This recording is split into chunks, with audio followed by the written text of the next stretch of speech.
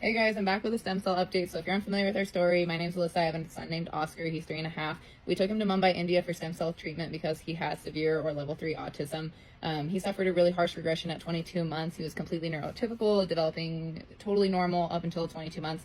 He went completely mute. He went from like 20 to 30 words to completely mute overnight.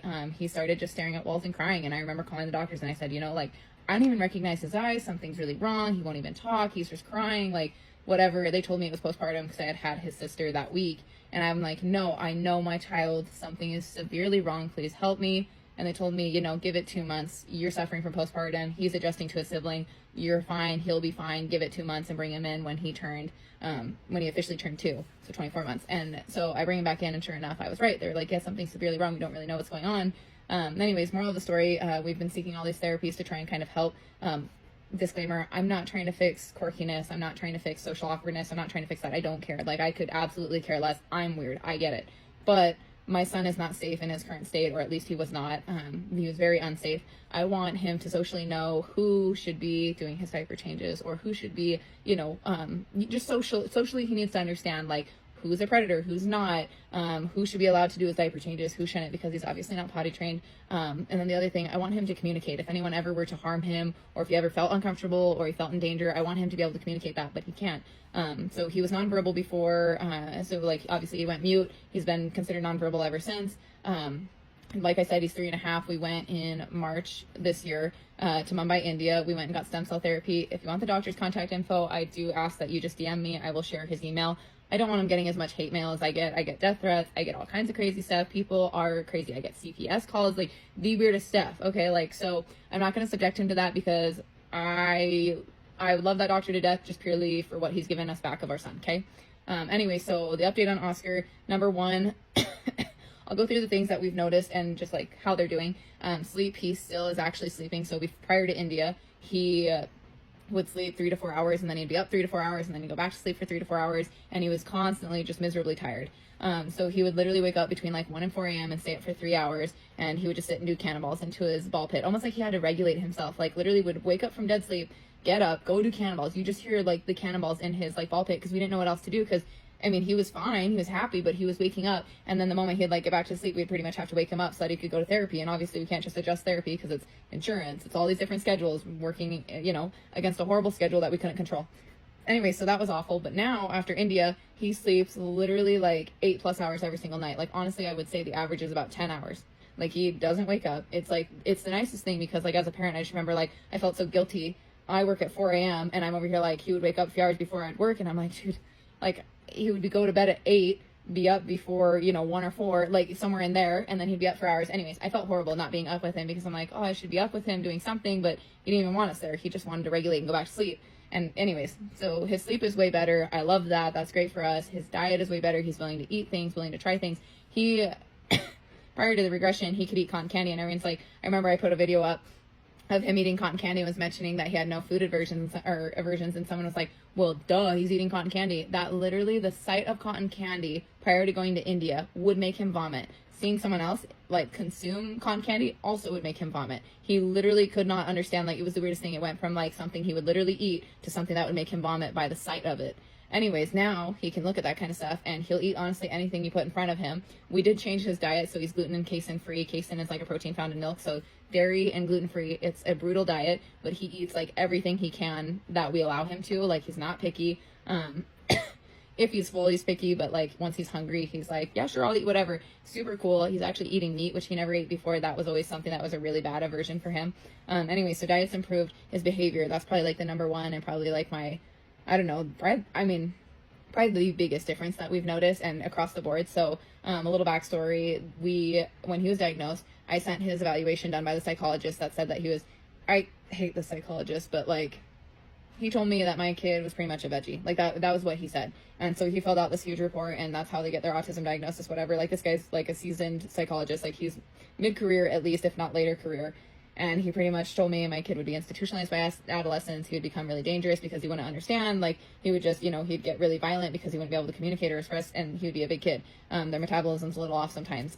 So he just projected him to be just a monster pretty much. And that was really sad. Anyway, so I sent over his eval to an ABA clinic, and was hey, can we get, can we work with you guys? and they denied Oscar. They like read his evaluation and was like, no, like he won't, like it won't be conducive. We can't have him at our clinic. Like we just won't be able to like give him the support that he needs. And I'm like, you're literally an ABA facility.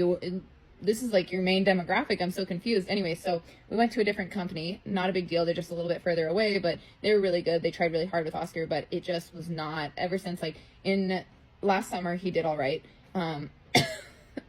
We like pushed it really hard in the summer. He did all right. Winter came and I don't know what happened, but like he almost like suffered more regressions, which was really hard to watch because we thought like we were hoping the worst was behind us. And then it was like he learned a word one week, forget it the next week. That was really tough. He didn't get a good report from probably like October or November on. He didn't get any good reports coming from therapy. We were like, oh my gosh, like they pretty much just said like his behavior's horrible, like he won't eat anything, blah, blah, blah. Then come March, we go to India. And when we came back, the first 3 reports, they were trying to send him home because they're like, well, he's just not very hyper. We think he might be sick. And so they're really paranoid that he was sick. And we're like, well, what if this is exactly what they said, that his hyperactivity would go down? Sure enough, like after the 3 days, they finally were like, okay, he must not be sick. So they started working with him. And sure enough, a good report ever since. We've had a good report. I've not even seen a single bad report. He works with them. He's not nearly as hyperactive. He's not running from thing to thing to thing, which is what they're used to. And so they were so confused when they got back because some of them didn't even know that we had left the country and done this. It was like spring break during the time. So everyone was like just assumed we had like left and didn't really know what we had done. Anyway, so we come back and they're just like, yeah, something seems weird. Like Oscar's not like bouncing off the walls, you know? So it was super interesting listening to them because they're like, he has to be sick. He must be sick because he's always been like just everywhere. Anyway, so then we had him seen by this clinic who had denied us numerous times throughout the last year because they're like, his support level is just too great. We don't have that kind of support. We don't think, you know, if it's not going to work, it's not going to work. I'd rather them be honest. They just were honest with me. Even though we were hoping for that clinic, I'd rather them be honest. And so they were honest that whole time. And then we came back from India and they were like, pretty much like, what did you do? We think we can handle him. Like, let's get him on the schedule. Like, it was so weird. It was such a 180. They went from like, no way, like, we won't be able to give him the support he needs to like, he's totally our demographic. Like, this is the kid that we can give the support and help mainstream into like a classroom setting and like peer play and stuff. And we're like, oh, awesome. Anyway, so he just started with them. So we like stayed at the clinic for a while because we had to work with insurance. We had to work with the BCBAs. We had to work with like a schedule. It's a bunch of different balls rolling at all times. Anyway, so like he got a ton of good reports from the old place that we were coming from and the one that hadn't given him a good report until we got back from India. And then he just started at the new place like 2 weeks ago and they've given him excellent reports. And they're just like, we cannot believe this is the kid that we had reassessed like throughout the last year and couldn't handle. And now we're like, holy cow, like he's perfect. So all of these things are so great. I would say the one thing that we were hoping for a little bit more on, or like we're still kind of waiting out and holding out to see if anything more happens before we schedule another round, is his communication. So like he started saying like he doesn't need prompting for a handful of words, which is huge because that's considered pre-verbal. Once it steps into the realm of being like super functional, right now it's just kind of like there's like a handful of words that are functional, but it's not a very large, like it's not, I don't understand what's functional and what's not. If he wants a drink, he'll tell you drink. Like he'll say like a handful of words unprompted, which is new and cool. And then he also can reiterate like phrases. So I think it's GLA. Is that just language acquisition? Just all language acquisition. Anyways, GLA, they think he has that, and that wasn't brought to the table until after India. It went from he was like nonverbal / pre-verbal to now he's pre-verbal, and they think he has GLA because he is saying like phrases of things, which is super cool. I mean, like going from completely nonverbal and not even wanting to say like a prompt, like he wouldn't even say a prompt like 25% of the time. Now he says like whatever you prompt him with, like over 75% of the time.